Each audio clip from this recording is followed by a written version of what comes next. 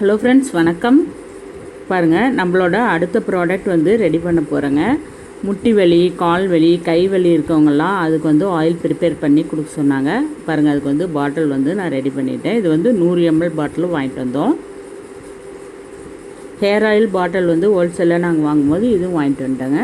இப்போ ஆயில் வந்து ப்ரிப்பேர் பண்ணி சேல்ஸ் பண்ணலான்னு இருக்குது. உங்களுக்கு வேணுன்னா வாட்ஸ்அப்பில் ஆர்டர் பண்ணி வாங்கிக்கலாங்க. நல்லெண்ணெய், தேங்காய் எண்ணெய்,